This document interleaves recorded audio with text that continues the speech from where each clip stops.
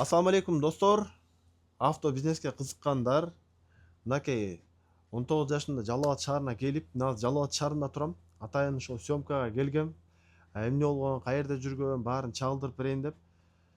Жалал Абад шаарына келип, Жалал Абад шаарында баштаганбыз. Эң алгач автоэлектроникадан баштаганмын. Андан кийин запчасть, бизнес, ходовой, мотор болуп отуруп, арадан мынакей 13 жыл убакыт өтүп кетти. 13 жылдан кийин Жалал Абад шаарына келдик. Бул да биздин точкаларыбыздын бири.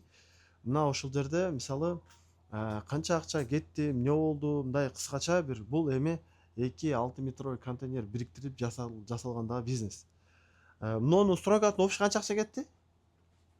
Общий стройкасына миллион барып калды. Миллионго барып калды. Бул кандай тондар? Көп адамга кымбат болот. Мен тактана түшүндүрүп берем. Биринчиден, 2 контейнер ход 12 метровой болобу, башка. Анан кийин аласың, бириктиресиң. Буну металлический конструкцияга кетет жасаганга. Андан кийин крастетесиң, каркас бүттү. Анан кийин ичи башталат. Мондай мебелдер заказ бериш керек, тиги бул кылыш керек. Алдын тосконго эле бир 100 миңдей аква кетип калат. Реклама, кондиционер. Кондиционер, рекламалар, айтор ушинтип отуруп кетет дагы. По мелочи болуп отуруп, ошонго барат. Мисалы мен 6 метровой магазиндер көп жасайм. 6 метровой магазинге 400 миң кетет. Ал неге азыраак кетет десе, ал уже литый да. Аны сварка иштери болбойт. Бул жерде сварка иштери көбүрөөк болгон үчүн мына ошондой кетет.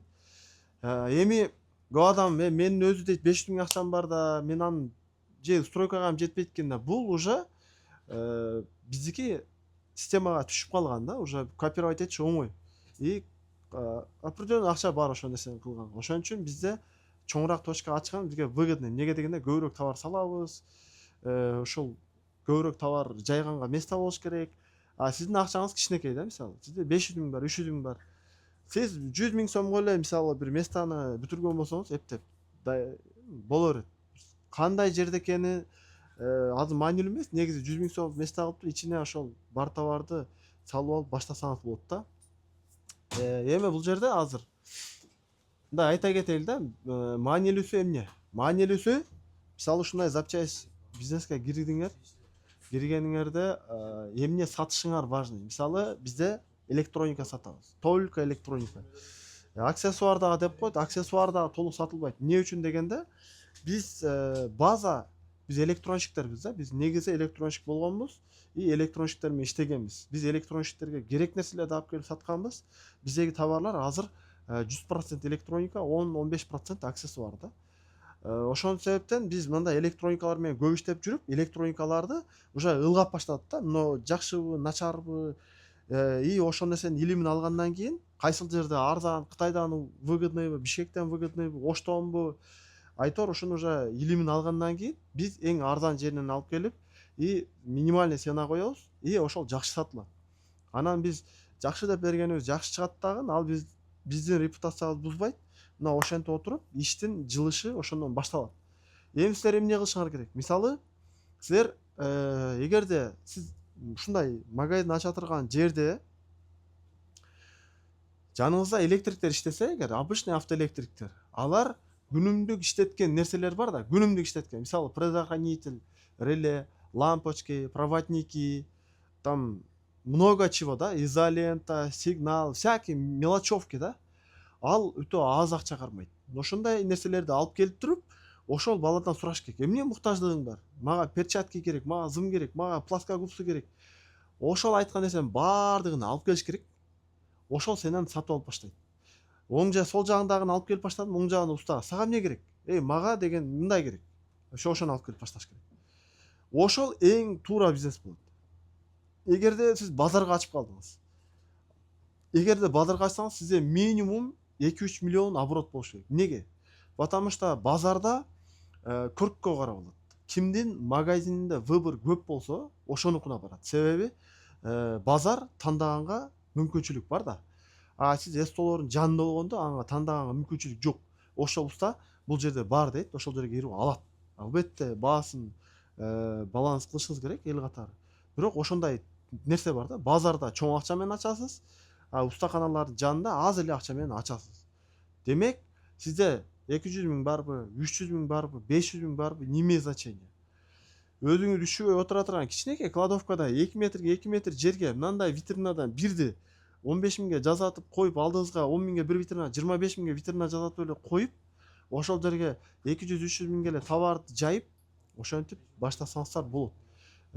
Бизнестин башталышы эле керек. Башталганда бизде ушундай витрина толгон эмес. 100 миңге товар алып келгенибизде ушундай витрина толгон эмес.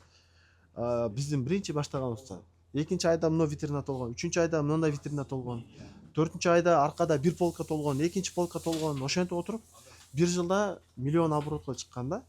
Анан жылдар бою уже кеткен. Бир магазин толду, системада 2-3 миллион акча болгондон кийин ар бир товар каяктан келиши, канча акча коюлушу, кайсы товар качан бузулуп калат деген маалыматтар так даана болгондо, ал бизнести копировать этиш түшкү тамакка барып туруп, түшкү тамакты ичип келгенчелик эле оңой. Ошол себептен бир жерди ачып, раскручивать этип, системага полный коюп, система дегенде адамдар жакшы түшүнбөйт. Мисалы, кассовый аппарат. Нону мисалы, глобустарда көрүп жүрөбүз, продукттан маани бербейбиз бирок. Тыйт деп. Система деп туугандар көп адам түшүнбөйт. Система эмне десе, система ушул жердеги товардын бардыгы электронный болушу, бу биринчи. Ушул жердеги абал көзөмөлдө, видео көзөмөлдө болушу, 2.